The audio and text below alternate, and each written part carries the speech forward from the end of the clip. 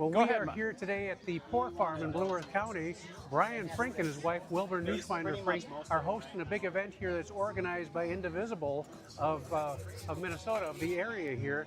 So we've got a collection of, you can hear musicians in the background. We've got different tents of different organizations that are working on kind of a ground roots effort to make change, positive change in our country. So Brian is running the goddess. The pizza goddess. And so, Brian, how did all this come about?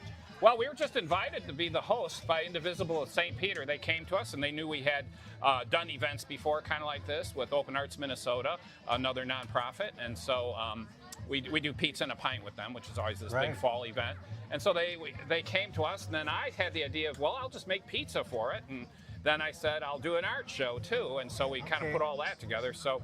And then they're doing these participatory art events and stuff like that. So, tell us a little bit about the Resistance Art show that exhibition. You got. Well, I invited. It's actually an international exhibition. We have artists from Switzerland that's in it, and then all over the country too, from New Mexico, from New York, from South Carolina. You know, there's a whole bunch of different artists from different parts of the country that submitted work. Chicago, and.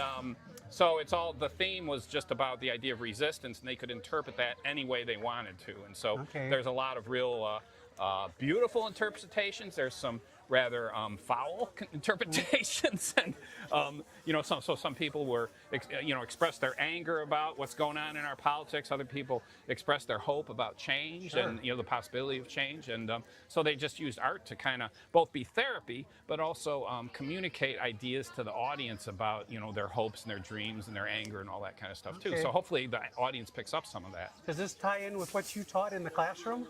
Oh yeah, absolutely. I mean, just the whole idea of art being a vehicle for social transformation, for cultural transformation and cultural growth is all important stuff. So yeah, absolutely. And that's different than political. So art is political by nature, it always is, but it doesn't. It's not as it's not a Democrat-Republican kind of politics. It has to do with our own cultural change and transformation. So.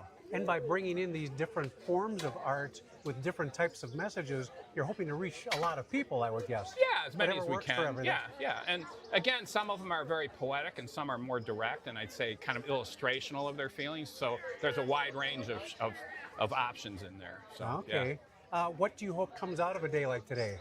I think just a little bit of an awareness and a little bit of sharing. People are sharing their ideas and their feelings and, how they think they can build community. So I just think that's it. It might be cathartic for some people, but I think it's more just about sharing ideas and their feelings. So, I mean, that's what the show's about. That's what all these different booths are about and activities and just gathering together. And pizza. It's about pizza. Exactly. I mean, pizza's round. It's round for a reason. Well, there you go. Yeah. All right. Well, thanks, Brian. My thanks pleasure. for hosting today. My pleasure.